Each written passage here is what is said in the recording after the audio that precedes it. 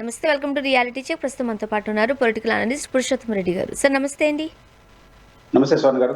Sir, ఒక secret వార్త ఇది. నిన్న ఆంధ్రప్రదేశ్లో ఐఏఎస్ ఆఫీసర్లు అందరూ కలిపి ఒక సీక్రెట్ మీటింగ్ పెట్టుకున్నారంట. రాబోయే ఎన్నికల్లో ఖచ్చితంగా కూటమి ప్రభుత్వం ఓడిపోయే అవకాశాలు ఎక్కువగా కనిపిస్తున్నాయంటూ ఒక చర్చలు లేకపోతే వాళ్ళందరూ మాట్లాడుకున్నారంట. ఏంటి సరి గూడు పుఠాణి ఏమై ఉంటుందంటారు? స్వర్ణ గారు, బేసిక్ గా ఒక ప్రముఖ దినపత్రికలో కూటమి ప్రభుత్వానికి వ్యతిరేకంగా ఐఏఎస్ ఆఫీసర్లు కావచ్చు, కీలకమైన అధికారులతో కూడుపుటాని జరుగుతుంది. దీని వెనకాల గతంలో జగన్మోహన్ రెడ్డి గారికి అనుకూలంగా ఉన్న ముద్రున్న అధికారులు, విశ్రాంత అధికారులు దీనిలో కీలక పాత్ర వహిస్తున్నారు. అంటే ఒక రకంగా కుట్రపూరితంగా వ్యవహరిస్తున్నారని అర్థం వచ్చేట్టుగా వార్త మలిచారు. నేచురల్ గా ఏం జరిగిందో మనకు తెలియదు, కానీ ఈ వార్తను సారాంశంగా చూసినప్పుడు ప్రభుత్వం కొన్ని ఆందోళనకరమైన పరిస్థితిలో ఉన్నట్లు లెక్క. అంటే చాలా కాలం క్రితం ఇందిరాగాంధీ గారు ప్రైమ్ మినిస్టర్గా ఉన్నప్పుడు ఆ రోజు కాంగ్రెస్ పార్టీకి వ్యతిరేకంగా కమ్యూనిస్ట్ పార్టీ ఉండేది. చాలా కీలకమైన ప్రశ్నలు లేవనెత్తినప్పుడల్లా ప్రశ్నలకి ఆమె సమాధానం చెప్పదు. మీ వెనకాల చైనా ఉంది అంటుంది. అంటే చైనా కూడా కమ్యూనిస్ట్ పార్టీ కంట్రీ కాబట్టి సంబంధం ఉండదు. అంటే దీని వెనకాల ఏదో కుట్ర ఉంది అని మాట్లాడేసి అసలు విషయాన్ని పక్కకు పెడేస్తారు. ఇప్పుడు అట్లాంటి కోణం ఏమన్నా ఇదే అర్థం కాదు. ఎందుకంటే కుట్ర ఐఏఎస్ ఆఫీసర్లు ఎందుకు చేస్తారు? లేదా ఇంకా 40 నెలల పాలన ఉంది, 39 నెలల పాలన ఉంది, అంటే 60 నెలల్లో 30 సింహభాగం ఇంకా పరిపాలన ఉంది. రేపు 29 ఎవరు గెలుస్తారో ఎవరు గారితో తెలియదు. ఇట్లాంటి సిచ్యువేషన్లో ఐఏఎస్లు కుట్ర చేయాల్సిన అవసరం ఉంది. కుట్ర చేస్తే వచ్చే ఫలితం ఏంటి? రెండోది, గతంలో పనిచేసిన ఐఏఎస్ ఆఫీసర్లు చెప్తే ఇప్పుడు పనిచేస్తున్న ఐఏఎస్ ఆఫీసులు వినేస్తారా? అంత అమాయకుల? ఎందుకంటే విశ్రాంత అధికారులతో ప్రజెంట్ అధికారులకు పని ఉంటుందా? ప్రజెంట్ అధికారులతో విశ్రాంత అధికారులతో పని ఉంటుందా? ప్రజెంట్ వాళ్ళే పవర్ఫుల్, వాళ్ళ చేతిలో అధికారం ఉంది. విశ్రాంత అధికారి మాట నమస్కారం తప్ప ఇంకేం ఉండదు. సో ప్రైవేటు బయట విశ్రాంత అధికారులు మాట వినేసి ప్రభుత్వానికి వ్యతిరేకంగా కుట్రలు చేయాల్సినంత అవసరం ఐఏఎస్లకు ఉండదు.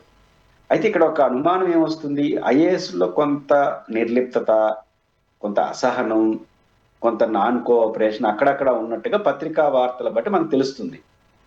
దీనికి సహేతుకమైన రీజన్సే కనిపిస్తున్నాయి.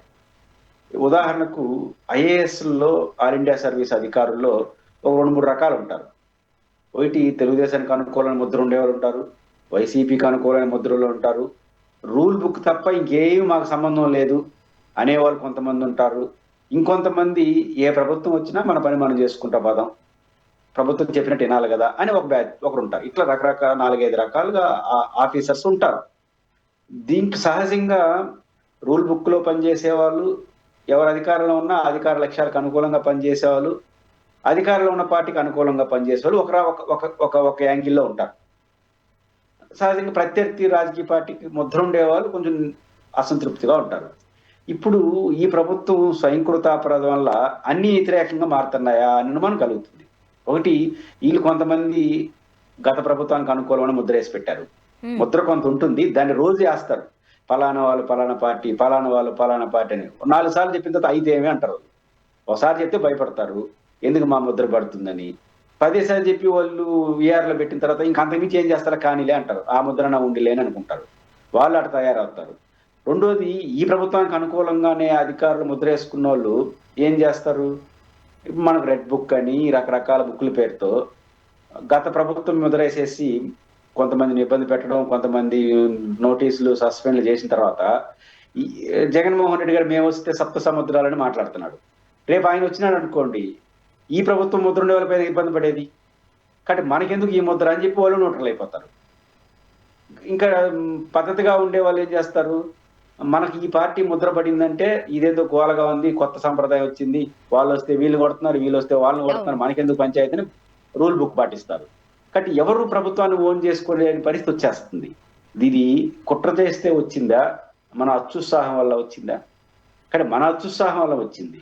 కానీ మన అత్యుత్సాహాన్ని సవరించుకొని అందరినీ కలుపుకొని ఎవరైనా ఉద్దేశపూర్వకంగా ప్రభుత్వానికి వ్యతిరేకంగా ఉన్న వాళ్ళని నాన్ ప్రయారిటీ పోస్టుల్లో ఎప్పుడు అదే చేస్తారు. కొంతమంది అధికారులు ఏంటంటే ఒక్కొక్క పార్టీతో లాయాలిటీ ఉన్న ముద్ర కొంతమందికి ఉంటుంది. ఏ ప్రభుత్వం తలనొప్పి ఉంటుంది. అప్పుడు ఏం చేస్తారంటే సింపుల్ గా వాళ్ళు కొంత రోజులు పోస్టింగ్ ఇకపోవడం, తర్వాత నాన్ ప్రయారిటీ ప్రభుత్వ ప్రధాన లక్ష్యాలు లేని పోస్టులు ఇచ్చేసి కూర్చోబెడుతుంటారు.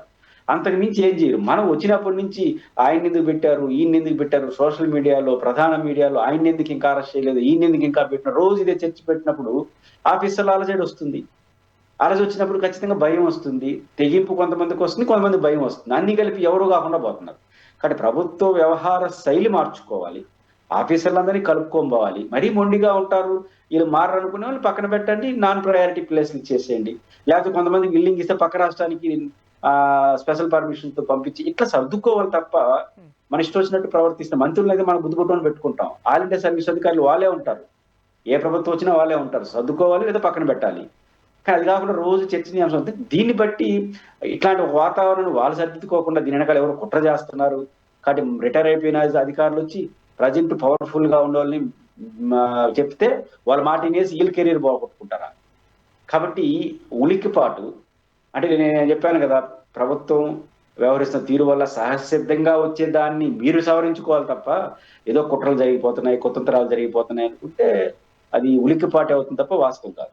సార్, మరీ ముఖ్యంగా ఒక ప్రభుత్వం మారుతుంది అని అంటే ముందుగా తెలిసేది ప్రభుత్వ అధికారులకి. గవర్నమెంట్ ఎంప్లాయీసే ఒక రకంగా చెప్పాలంటే ఏ ప్రభుత్వం అధికారంలో ఉండాలో కూడా నిర్ణయించేదని చెబుతూ ఉంటారు. సో ఇక్కడ ఖచ్చితంగా అంటే మీరు అన్నట్టుగా సింహభాగం ఇంకా ఉండింది. ఇప్పుడే ఇటువంటి మాటలు, అది రూమర్సా లేకపోతే వాస్తవమా పక్కన పెడితే ఇటువంటి మాటలు అయితే వస్తున్నాయిగా. స్వర్ణగారు, ఇక్కడ మీరు అంటుంది ఏంటంటే ఐఏఎస్ ఆఫీసర్లో ఈ కదలిక వచ్చిందంటే ఏమన్నా వాసన పట్టారా అంటే వర్షం వచ్చేటప్పుడు కొంచెం వాసన వస్తుంది అంటారు కదా, అట్లా ప్రభుత్వం ఎట్లా పోతుందనే వాసన మీకే కదా మొదట తెలుస్తుంది అనే యాంగిల్ మీరు అడుగుతున్నారు. పాయింట్ ఏంటంటే ఐఏఎస్ ఆఫీసర్లకో జగన్ గారికో వాసన వస్తే అర్థం చేసుకుంటాం. ఫస్ట్ వాసన వచ్చింది మన మీడియాకి, అంటే వాళ్ళు తెలుగుదేశానికి అనుకూలంగా ఉన్న మీడియా. మళ్ళీ జగన్ 2 నెలల నుంచే ఓడిపోయి తీవ్రంగా ఓడిపోయి మళ్ళీ జగన్ గారు నిలబడ్డా అనుమానాలు వాళ్ళకే వచ్చిన రోజుల్లో దాన్ని వదిలేసి మళ్ళీ జగన్ వస్తాడంట, వస్తే ఏంటి పరిస్థితి, పారిశ్రామికవేత్తలందరూ మళ్ళీ జగన్ రాడని బాండ్ పేపర్ అడుగుతున్నారు, మళ్ళీ వస్తే మా పరిస్థితి ఏందంటున్నారు. ఇవన్నీ పెంచి పోషించింది మీరే కదా. అసలు ఈ మధ్య మాట్లాడట్లా, అదే రివర్స్ అవుతుందని మాట్లాడట్లా.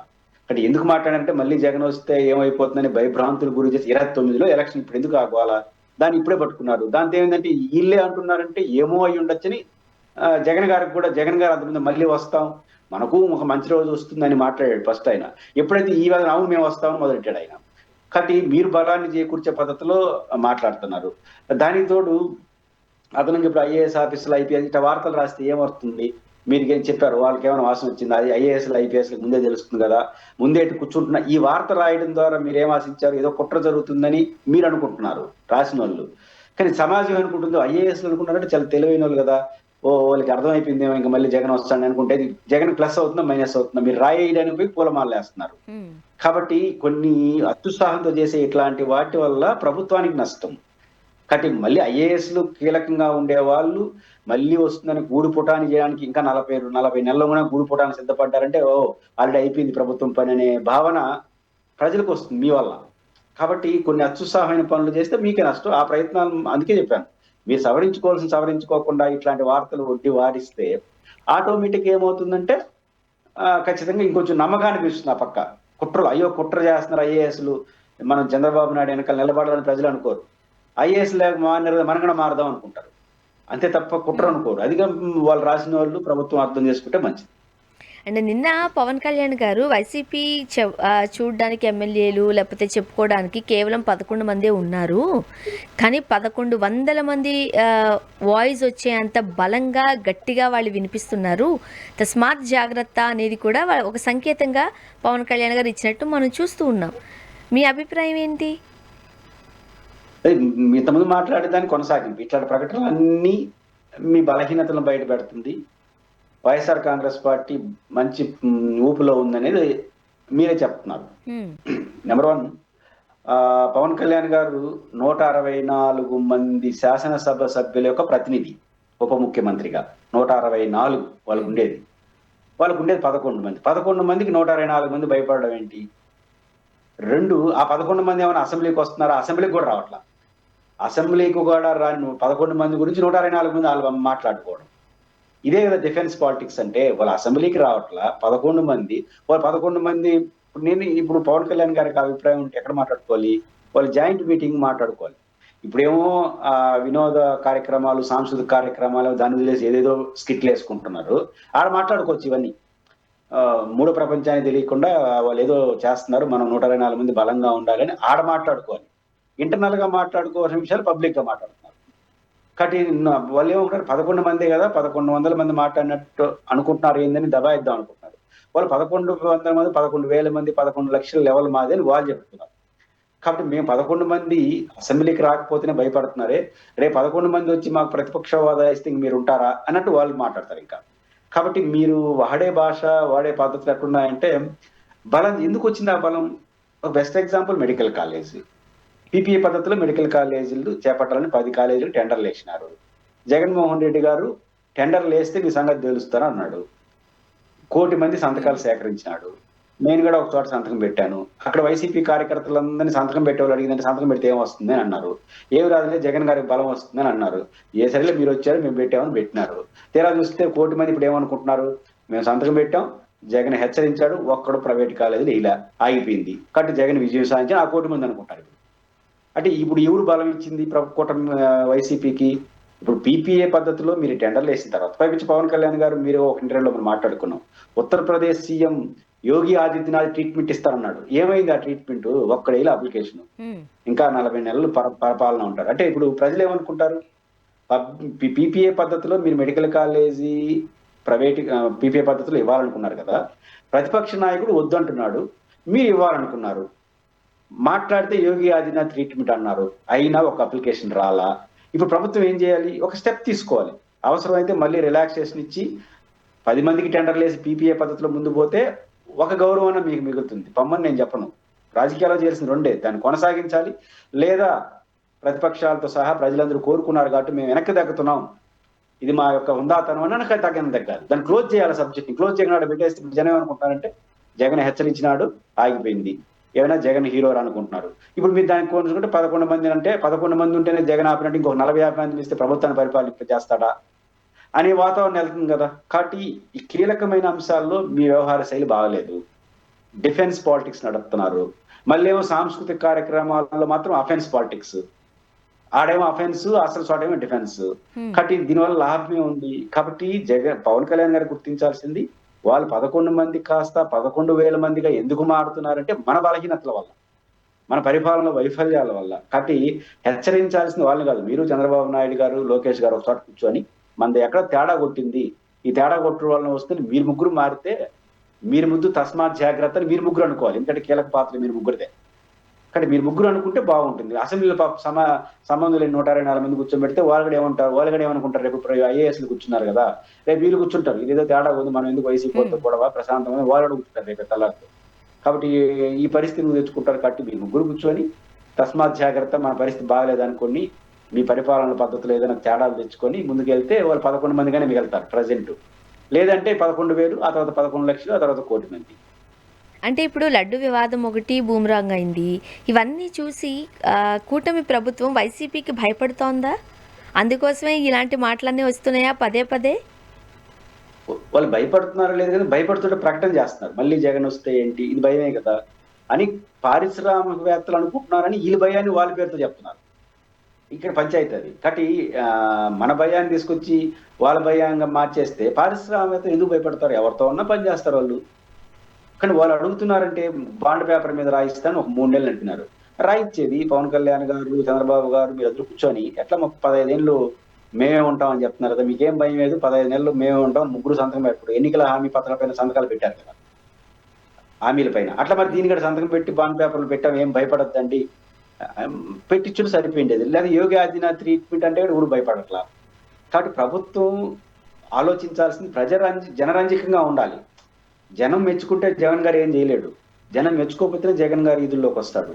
కాబట్టి జనం మెచ్చిన పాలన అందిస్తే జగన్తో సమస్య ఉండదు, జనం నచ్చని పాలన ఇస్తే జగన్తో సమస్య ఉంటుంది. కాబట్టి మీరు జగన్ నచ్చని పాలన ఇచ్చారంటే జగన్తో సమస్య వస్తూ ఉంది. కాబట్టి జనప్రతినిధి ఆయన ఉంటున్నాడు. కాబట్టి కూటమి ఆలోచించుకుంటే ఈ సమస్యలు రావు.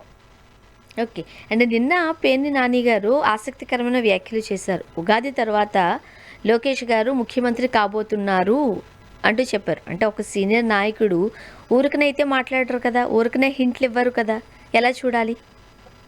అంటే ఒక 2, 3 అంశాలు లోకేష్ గారు త్వరలో బాధ్యత తీసుకుంటారా అని ఉంటాను. పెన్నాన్ గారు గెస్ చేయడం ఏంటి?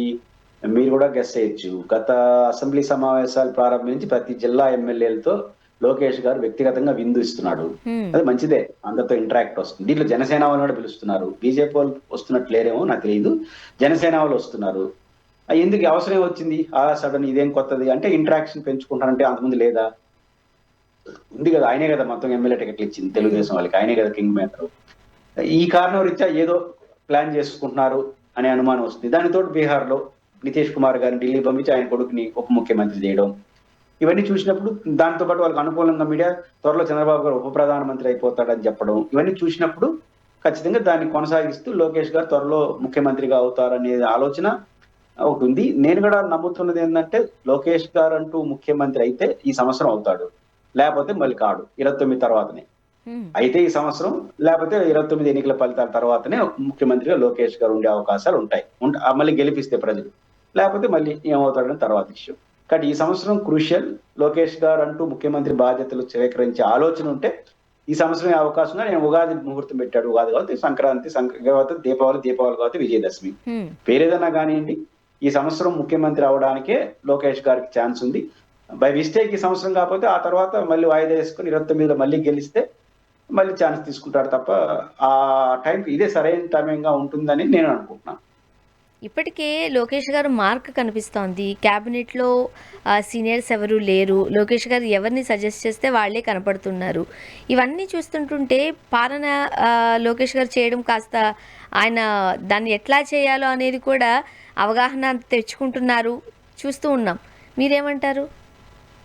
లోకేష్ గారు పేరుకు ముఖ్యమంత్రి కాదు కానీ మొత్తం ఆయనే చూస్తున్నాడు. హ్మ్. కానీ ప్రజల ముందు ముఖ్యమంత్రి అని చెప్పడం అనధికారికంగా చూసుకున్నంత ఈజీ కాదు. 164 మందిని మెయింటైన్ చేయడం చాలా సులభం. ఎందుకంటే ముఖ్యమంత్రి పనులన్నీ ఎవరి చేతిలో వారి వెనకాల తిరుగుతూ ఉంటారు ఎమ్మెల్యేలు. కానీ ఆంధ్రప్రదేశ్ ప్రజల్ని కన్విన్స్ చేయడం అంత సులభం కాదు. ప్రజలు మన వెనకాల తిరగరు. ఎందుకంటే వాళ్ళకి ఒక చిన్న ఇన్కన్వీనియన్స్ ఏముందంటే లోకేష్ గారు ముఖ్యమంత్రి కావాలని ఈ రోజు అనుకుంటే రేపే అవుతాడు. ఎవరు అడ్డుకోరు. అంత ఫుల్ మెజారిటీ ఉంది, నో డౌట్ ఎట్ ఆల్. కానీ ఎక్కడ వాళ్ళకి కొంచెం ఇన్కన్వీనియన్స్ అవుతుందంటే ప్రజలు చంద్రబాబు నాయుడు గారిని చూసి ఓటేశారు. చంద్రబాబు నాయుడు గారు ఈ రాష్ట్రానికి ముఖ్యమంత్రిగా ఉండాలని కోరుకున్నారు. వాళ్ళు అదే చెప్పారు. చంద్రబాబు గారి నాయకత్వంలో ఈ హామీలన్నీ అమలు చేస్తాం, 5 ఏళ్ళు బాగా పరిపాలిస్తాం, అవకాశం అడిగారు. చంద్రబాబు నాయుడు గారు యాక్టివ్ ఉంటున్నారు. ఇట్లాంటి టైంలో అన్ఎక్స్పెక్టెడ్ గా చంద్రబాబు గారిని ఎందుకు పక్కన పెట్టి లోకేష్ గారికి ఇవ్వాలి? ప్రజలకు ఏం చెప్పాలి? ఎందుకు ఇప్పుడు బీహార్లో ఆయన జాతీయ రాజకీయాల్లోకి తీసుకెళ్తున్నాం, ఆయన కొడుకును ఉప ముఖ్యమంత్రిని చేస్తున్నాం, బీజేపీకి జేడీయూ కన్నా ఎక్కువ ఎమ్మెల్యేలు ఉన్నాయి కాబట్టి తీసుకుంటామని కన్విన్స్ చేస్తున్నారు. హ్మ్. మరి ఇక్కడ ఏమని కన్విన్స్ చేయాలి? జనాన్ని. తెలుగుదేశం పార్టీ ఎమ్మెల్యేలు కాదు, వాళ్ళు ఈజీ కన్విన్స్ అవుతారు, వాళ్ళు చెప్పాల్సిన అవసరం లేదు. చేతెత్తమంటే చేతులు ఎత్తేస్తారు, అది పెద్ద ఇష్యూ కాదు. వాళ్ళు జనాన్ని ఏమని కన్విన్స్ చేయాలి? ఈ టైంలో చంద్రబాబు గారు పైపించు ఆంధ్రప్రదేశ్ ఆర్థిక సంక్షోభంలో ఉంది, 30 ఏళ్ళు వెనక్కి నెట్టేసినారు, ఏమి చేయాలో అర్థం కావట్లేదు, జీతాలు ఇచ్చే పరిస్థితిలో లేరు, అమరావతి, అన్ని సంక్షోభం అని రోజు అన్ని సంక్షోభాన్ని సీనియర్ పర్సన్ చేయాలా, కొత్త ఆయనకి ఇవ్వాలా? ఎట్లా కన్విన్స్ చేయాలి ఈ టైంలో? ఈ జనాన్ని ఎట్లా కన్విన్స్ చేయాలనే దాంట్లో సతమత పడుతున్నారు. అంతే తప్ప వాళ్ళకి ఏ ఆటంకం లేదు. లోకేష్ గారు అనుకుంటే రేపు తెల్లారితో కూడా ముఖ్యమంత్రి కాగలడు. సమస్యల్లో జనాన్ని ఎట్లా కన్విన్స్ చేయాలనే చోట తతబట్టలు ఆడుతున్నారు. కానీ మీరు అన్నట్టుగా ఒకవేళ తెలుగుదేశం పార్టీ ఒక్కటే విన్ అయి ఉండుంటే మీరు అన్నట్టుగా ఈ చర్చ రాకపోయి ఉండేమో. కానీ పవన్ కళ్యాణ్ గారు ఉన్నారు. ఆయన ప్రస్తుతానికి ఉప ముఖ్యమంత్రి. మరో 15 ఏళ్ల పాటు చంద్రబాబు నాయుడు గారే ముఖ్యమంత్రిగా ఉంటారు అని ఆయన చెబుతున్నారు. ఇప్పుడు ఒక కాపు సామాజిక వర్గానికి సంబంధించి ఇప్పటి వరకు ఒక్క ముఖ్యమంత్రి కూడా లేరు, ఎప్పుడు యాచించే స్థితిలోనే ఉంటామా, శాసించే స్థితిలోకి మేము రామా అంటూ కూటమిలోకి భాగమయ్యారు. మరి పవన్ కళ్యాణ్ గారి పరిస్థితి ఏంటి? వాళ్ళ అబ్జెక్షన్స్ పెట్టరా? అంటే మధ్య మీరు ఏమన్నా పవన్ కళ్యాణ్ ఫ్యాన్స్ అసోసియేషన్కి ఏమైనా బాధ్యత తీసుకున్నారో తెలియదు. పవన్ కళ్యాణ్ ఫ్యాన్స్ మాట్లాడుతున్నారు, పవన్ కళ్యాణ్ గారు మాట్లాడినట్టు మాట్లాడట్లేదు. అది సమస్య. పవన్ కళ్యాణ్ గారు క్లియర్ గా ఉన్నారు. పవన్ కళ్యాణ్ గారు 15 ఏళ్ళు ఆయనకి ఇచ్చేసినాడు. ఇంకా ఆయన అభిమానులు కదా. అంతా మీ ఇష్టమే. తెలుగుదేశం పార్టీలో ఎవరు ఉండాలో వాళ్ళు నిర్ణయించుకుంటారు. వాళ్ళ పార్టీ అది. 134 మంది వాళ్ళు ఉన్నారు. తెలుగుదేశం పార్టీకి మద్దతు ఇచ్చిన తర్వాత వాళ్ళ ఇష్టం. ఇక్కడ సమస్య ఏంటంటే పవన్ కళ్యాణ్ గారు వేరు, పవన్ కళ్యాణ్ గారిని అభిమానించే వాళ్ళు వేరుగా మారుతున్నారు. అది ఒక కొత్త సిద్ధాంతం. ఇప్పుడు పవన్ కళ్యాణ్ గారు క్లియర్ గా ఉన్నారు, ఒక పక్క తెలుగుదేశం, ఇంకో పక్క జగన్. మధ్యలో మనం ఏమీ చేయలేము అనే వాస్తవిక దృక్పథంతో పవన్ కళ్యాణ్ గారు ఉన్నారు. ఏమన్నా చేయడానికి మొదలైతే 19 రిపీట్ అవుతుందని ఆయన తెలుసు. ఒక ఎమ్మెల్యే గెలిచారు, ఆయన 2 చోట్ల ఓడిపోయినాడు. హ్మ్. 2 బలాలమైన పార్టీలు ఉన్నప్పుడు మనం మధ్యలో వీళ్ళిద్దరిని కొట్టి పోలేము. కొడదామని జగన్ లాగా కొడదామంటే అంత ఓపిక లేదు. ఎప్పుడైనా సరే ముఖ్యమంత్రి అయితే ముఖ్యమంత్రి కావాలి, ఇట్లా కొడతా ఉండాలి అనేది జగన్ స్టైల్. కొడతా ఉండాలి. ఎప్పుడైతే అప్పుడు ముఖ్యమంత్రి. ఇది జగన్ స్టైల్.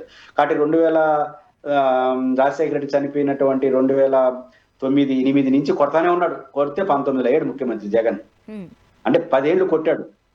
మళ్ళీ 19లో ఓడిపోయినా 24లో కావదాం అనుకున్నాడు జగన్. అయితే ముఖ్యమంత్రే కావాలి. మధ్యలో ఏమీ లేదు. ఇది జగన్ స్టైల్.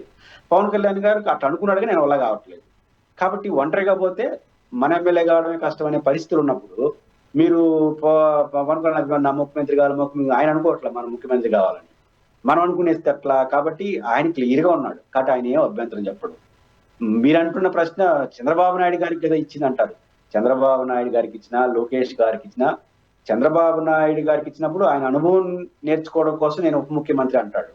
లోకేష్ గారికి ఇస్తే ఒక సోదరుడిని ప్రోత్సహించడం కోసం ఉప ముఖ్యమంత్రిగా ఉన్నాను అంటాడు. అంటే అది పెద్ద సమస్య ఉంది. ఇబ్బంది ఏమీ లేదు. కాబట్టి పవన్ కళ్యాణ్ గారి అభిమానులకి కాస్త ఏంది మళ్ళీ చంద్రబాబు గారు అయినారు. మళ్ళీ ఆయన కొడుకు అవుతున్నాడు. మన పైపించి కొడుకు అయినాడు అనుకోండి. ఆయనకన్నా చిన్నోడు. చంద్రబాబు గారు అయితే 10 ఏళ్ళ తర్వాత మనం తీసుకోవచ్చు అనుకోవచ్చు. ఆయనకన్నా చిన్నోడు అయిపోయిన తర్వాత మనం ఎప్పుడు అయ్యేది ముఖ్యమంత్రి అనే బాధ పవన్ కళ్యాణ్ ఫ్యాన్స్ లో ఉంది. పవన్ కళ్యాణ్ ఫ్యాన్స్ అనుకున్నట్టే పవన్ కళ్యాణ్ గారు అనుకోవట్లేదు. కాబట్టి ఈ వైరుధ్యాన్ని ఏం చేయాలి? కాబట్టి ఆయన అనుకోకుండా పవన్ కళ్యాణ్ ఫ్యాన్స్ అనుకుంటే రాజకీయ సమీకరణలు మారవు కదా! కాబట్టి ఖచ్చితంగా పవన్ కళ్యాణ్ గారి నుంచి నా అంచనా ప్రకారం లోకేష్ గారిని ముఖ్యమంత్రిగా అనౌన్స్ చేసినా ఆయన ఎలాంటి అభ్యంతరం చెప్పరు. అంటే రాబోయే రోజుల్లో చంద్రబాబు నాయుడు గారు ఉప ప్రధాని కాబోతున్నారు అంటూ కూడా వార్తలు మనం చూస్తూ ఉన్నాం. అయ్యే అవకాశాలు ఉన్నాయంటారా? 2 జరుగుతున్నాయి 2 రోజులుగా చర్చలు. ఒకటి ఉపరాష్ట్రపతి అవుతాడు, ఉప ప్రధానమంత్రి అవుతారని. ఇక్కడ ఒకటి స్వర్ణ గారు బేసిక్‌గా బీహార్ వేరు, ఆంధ్రప్రదేశ్ వేరు. హ్మ్. బీహార్‌లో నితీష్ కుమార్‌ని జాతీయ స్థాయిలో తీసుకెళ్లి కింద కొడుకుని ఉప ముఖ్యమంత్రిని చేస్తున్నారు. కాబట్టి ఆంధ్రప్రదేశ్‌లో కూడా చంద్రబాబు నాయుడు గారిని ఎందుకు మారుస్తున్నారంటే జాతీయ అవసరాలు ఉపయోగించుకోవడం కోసం మారుస్తున్నారు. అందువల్ల కొడుకుని పెడుతున్నారు. నేను చెప్పాను కదా! ఏ కారణంతో లోకేష్ గారిని రాష్ట్ర ముఖ్యమంత్రిని చేయాలి అనే ప్రశ్న ప్రజలకు వస్తుంది కాబట్టి, ఈ కారణం చెప్పాలనుకుంటున్నారు. ఇది దేశానికి, ఈ రాష్ట్రానికి ఇంతవరకు సేవలు చేశారు. ఈయన అనుభవం దేశానికి కూడా అవసరం. ఉప ప్రధానమంత్రి లాంటి ప్లేస్‌లో ఉంటే ఆంధ్రప్రదేశ్ కూడా ఆడ నుంచి సహాయం చేయొచ్చు. ఆడ ఆడి తండ్రి, ఈడ కొడుకుంటే జోడెద్దుల బండి బాగా నడుస్తుంది అని చెప్పుకుంటే బానే ఉంటుంది. అంటే కారణం, బలమైన కారణం చెప్పాలి కదా! లోకేష్ గారిని ఎందుకు పెట్టారంటే ఆయన అక్కడికి పంపించాలి ఢిల్లీకని. సమస్య ఏందంటే ఇది తెలుగుదేశం బాధ. బీహార్‌లో బీజేపీ బాధ. బీజేపీ తన బాధ కాబట్టి తను ఏమైనా చేసుకునింది. తెలుగుదేశం బాధ వాళ్ళ బాధ కాదు కదా! పాయింట్ ఏంటంటే ఉపరాష్ట్రపతి పదవి ఖాళీగా లేదు. ఆయన మొన్నే అయినాడు. ఇంకా 4 ఏళ్ళు ఖాళీగా లేదు. నంబర్ 1. రాష్ట్రపతి చేద్దామంటే ఇంకో 1 ½ ఇయర్ ఖాళీగా లేదు. నంబర్ 2. నంబర్ 3 అన్నిటికన్నా ఉప ప్రధానమంత్రి ఉంది కదా! ఉప ప్రధానమంత్రిని ఎవరిని చేస్తారు స్వర్ణ గారు? ప్రధానమంత్రి గారు చేయలేని పరిస్థితుల్లో ఇద్దరో ముగ్గురో ఈక్వల్ పర్సనాలిటీస్ ఉంటారు. హ్మ్. ఒక చేయలేని పరిస్థితిలో ఉప ప్రధానమంత్రి ఇస్తారు. నా తర్వాత నా అంత తోడని. ఎల్కే అద్వానీకి ఇచ్చారు. వాజ్పేయి గారు, అద్వానీ గారు 2 కళ్ళులాగా ఉన్నారు బీజేపీకి. ఒకరినే ప్రధానమంత్రిని చేయాలి కాబట్టి వాజ్పేయి గారిని ప్రధానమంత్రిని చేశారు. రెండో కళ్ళు లాంటి ఉన్నటువంటి అద్వానీని, లాల్ కృష్ణ అద్వానీ ఉప ప్రధానమంత్రి చేసి నాకు ఈక్వల్ అని చెప్పి హోంశాఖను, రక్షణ శాఖ ఇచ్చి నిలబెట్టారు. 2 చంద్రశేఖర్ గారు అయ్యారు. ఇప్పుడు చంద్రబాబు నాయుడు గారు నా తర్వాత ఉన్నారని నరేంద్ర మోడీ కూడా ఒప్పుకుంటారా? నరేంద్ర మోడీ గారు షా ద్వయం ఒప్పుకుంటుందా? అంటే పాయింట్ ఏంటంటే నరేంద్ర మోడీ గారు ఇంకొక పవర్ఫుల్ పర్సనాలిటీని తన సహచరుడు పెట్టుకుంటాడు. నో డౌట్ చంద్రబాబు గారి స్థాయి తక్కువ కాదు. ఆ మాటకు వస్తే నరేంద్ర మోడీ గారి కన్నా ముఖ్యమంత్రి ముందే అయినాడు ఆయన. కానీ అయినాడు కాబట్టి చంద్రబాబు గారు గొప్పవాడని పక్కన పెట్టుకునే అంత ఓపిక నరేంద్ర మోడీ గారికి ఉంటుందని నేనైతే అనుకోను. ఎందుకంటే ఒక ఉప ప్రధానమంత్రి తీసుకోవడం అంటే ఈక్వల్ ప్రయారిటీ ఇవ్వడం. బీజేపీ వాళ్ళకి ఇలా ఆయన ఏరే పార్టీ వాళ్ళని తీసుకొచ్చి పక్కన పెట్టుకుంటాడా? కానీ ఉప ప్రధానమంత్రికి ఇవ్వడం తన పక్కన ఇంకో ఆయన పెట్టుకోవడమే. నరేంద్ర మోడీ గారి వ్యవహార శైలి, అమిత్ షా గారి వ్యవహార శైలి చూస్తే అట్లాంటి పరిస్థితి ఉందని నేనైతే అనుకోను. ఎప్పుడుంటుందంటే వీళ్ళ మద్దతు లేకపోతే ప్రభుత్వం నిలబడదు అనే పరిస్థితి వస్తే ఉంటుంది. కాబట్టి ఉప ప్రధానమంత్రి వాళ్ళు ఎవరు అనుకుంటున్నాను. ఉపరాష్ట్రపతి ఖాళీగా లేదు. కాబట్టి అధికార మార్పిడి ఈ ముఖ్యమైన కారణంతో చేయబోతున్నారని చెప్పడం కోసం ఈ ప్రయత్నం చేస్తున్నారు. కాకపోతే వీళ్ళ బాధ బీజేపీ బాధ కాదు. కాబట్టి ఇక్కడ కుదరట్లా. సార్, ఇంకొకటి కాగ్ నివేదిక చెప్పింది ఏపీ అప్పులపై సంబంధించి, అభివృద్ధికి సంబంధించి ఆందోళన వ్యక్తం చేసింది. ఎలా చూడాలంటారు? ప్రస్తుతానికి ఏపీ పరిస్థితి ఏంటి? ఆంధ్రప్రదేశ్ ఆర్థిక పరిస్థితి ఒక రకంగా ఆందోళనకరంగా ఉంది. హ్మ్. ఈ ఆందోళనకరంగా ఉండడానికి కొనసాగింపు ఒక కారణం. కూటమి ప్రభుత్వం అనుసరిస్తున్న విధానాలు ఇంకొక కారణం. ఎంత ఆందోళనకర పరిస్థితులు ఉన్నాయంటే కంట్రోల్ ఆఫ్ ఆడిటర్ జనరల్ జనవరి 31 ఈ జనవరి 31కి ఇచ్చినటువంటి నివేదికను ఒకసారి పరిశీలిస్తే ఎంత ఆందోళనకరంగా చెప్పాలి. 25-26 ప్రజెంట్ నడుస్తున్న బడ్జెట్ ఏదైతే ఉందో అన్ని రకాల పన్నుల ఆదాయం 2,17,976.53 కోట్లు వస్తుందని అంచనా వేశారు. దానికి తగినట్టు కేటాయింపులు చేసినారు డిపార్ట్మెంట్ల వారీగా. అయితే జనవరి 31కి అంటే ఇంకా 2 నెలలే మిగిలింది. ఎంత వచ్చిందో తెలుసా? 1,32,918.29 కోట్లు వచ్చింది. అంటే 85,000 కోట్లు డెఫిసిట్. వీళ్ళేసిన అంచనాకి 85,000 కోట్లు. ఇంకా 2 నెలలు ఉంది. సరాసరి ఈ 10 నెలలు కానీ పరిశీలిస్తే సరాసరి నెలకు 11,076 కోట్లు వస్తా ఉంది ఆదాయం. అంటే 2 నెలలకి 22,000 కోట్లు 30,000 కోట్లు వస్తాయి. లేకపోతే 35,000 కోట్లు కానీ అంటే మినిమం 50,000 కోట్ల రూపాయలు వాళ్ళు అనుకున్న అంచనా ఈ సంవత్సరం రావట్లేదు. ఎంత ప్రమాదకర పరిస్థితి! 2,17,000 కోట్లు 50,000 కోట్ల రూపాయలు రాదు. 25% అంచనా అందుకోలేకపోతాం, రాలేకపోతాం. ఇది చాలా ప్రమాదకరం అంచనా. దానివల్ల 2 తప్పులు జరుగుతాయి. ఒక తప్పు ఏం జరుగుతుంది? కేటాయింపులు అమలు కావు, డబ్బులు రాలేదుగా. అమలు చేయడం కోసం అప్పులు మించి అప్పులు చేసేస్తారు. ఈ 2 చాలా ప్రమాదకరమైంది. రెండోది ప్రభుత్వ పర్ఫార్మెన్స్ కూడా గత సంవత్సరంతో పోల్చుకుంటే ఈ సంవత్సరం పెరగాలి కదా పర్ఫార్మెన్స్. 24-25 జనవరి లెక్కలు చూస్తే 63% పర్ఫార్మెన్స్ ఉంటే 63.9%, దాదాపు 64 ఉంటే ఈ సంవత్సరం జనవరికి 60% ఉంది. 4% తగ్గిపోయింది. ఇది చాలా ప్రమాదకరం. ప్రభుత్వం యొక్క పర్ఫార్మెన్స్ సరిగ్గా లేదు. స్టేట్ ట్యాక్స్ అసెస్మెంట్ ఏంటో తెలుసా? 1,66,000 కోట్లు అయితే వచ్చింది 1,17,000 కోట్లు. దాదాపు 50,000 కోట్లు స్టేట్ ట్యాక్స్ అందుకోవట్లేదు. అంటే ట్యాక్స్ రాలేదంటే అర్థం ఏంటి స్వర్ణ గారు? ప్రజలు కొనుగోలు లేదు. ప్రజలు కొనుక్కుంటే ట్యాక్స్లు వస్తాయి. అంటే ప్రభుత్వం ఇట్లాంటి ఆలోచనలకు వెళ్తా ఉంది. దీనివల్ల ఉదాహరణ చూడండి, 2,18,000 కోట్ల రూపాయలు ఆదాయం వస్తుంది అనుకున్నారా? రివైజ్డ్ బడ్జెట్ మొన్న పెట్టారు కదా, మనం మాట్లాడుకున్నాం. రివైజ్డ్ బడ్జెట్ లో 1,96,000 కోట్ల రూపాయలు వస్తున్నాయి. కనీసం రివైజ్డ్ బడ్జెట్ అయినా కరెక్ట్ గా వేయాలి కదా, అది కూడా వచ్చే పరిస్థితి లేదు. అంటే మీ డిబేట్ లో లాస్ట్ టైం చెప్పాను, ఫస్ట్ ఇయర్ బడ్జెట్ లో 22,000 కోట్ల రూపాయల డెఫిసిట్ వచ్చింది. 25-26 నడుస్తున్న బడ్జెట్ లో మినిమం 40,000 కోట్లు రావచ్చేమో డెఫిసిట్. అంటే మా అంచనా మించిపోయి 50,000 కోట్లు డెఫిసిట్ వచ్చేస్తాం. 50,000 కోట్ల రూపాయలు రావాల్సింది రాకపోతే ఎంత పరిస్థితులు ఏర్పడతాయి? నేను చెప్పినట్టు 2 సమస్యలు వస్తాయి. నెంబర్ 1, ప్రభుత్వం యొక్క కేటాయింపులు అమలు కావు. బలవంతంగా అభివృద్ధి చేయడం కోసం అప్పులు 1,00,000 కోట్లు 1,50,000 కోట్లు అప్పు చేసేస్తారు రకరకాల పద్ధతులు.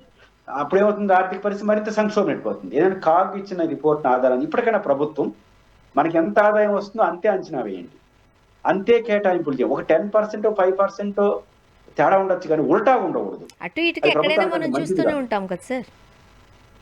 అది చాలా ఇబ్బందికర పరిస్థితి వస్తుంది. కేంద్రం నుంచి రావట్లేదు. కాగ్ ఇచ్చిన హెచ్చరికలను దృష్టిలో పెట్టుకొని ప్రభుత్వం ఇప్పటికైనా అప్పులు కానీ ఆదాయం పైన అంచనాలు కానీ వాస్తవానికి ఒక 5% అటు ఇటుగా ఉండి లెక్కలేసుకుంటే ప్రభుత్వం బండి బాగా నడుస్తుంది. అలా కాకుండా ఉల్టాగా ఉంటే ఖచ్చితంగా ప్రభుత్వానికి చెడ్డ పేరు వస్తుంది, ఫైనాన్షియల్ క్రైసిస్ లోకి వెళ్ళిపోతుంది. మీరు చెప్పిన బడ్జెట్ లో హామీలు అమలు కావు. దానివల్ల ప్రజలకి బడ్జెట్ పైన విశ్వాసం పోతుంది. కానీ ప్రభుత్వం మీ శక్తి ఎంతో మన పరిస్థితి ఎంతో భిన్నంగా పోతే ఇట్లాంటి పరిస్థితులు వస్తాయి. చూద్దాం సార్ ఏం జరగబోతుంది. థ్యాంక్ యూ సో మచ్ అండి, మీ అభిప్రాయాలు పంచుకున్నారు. Thank you.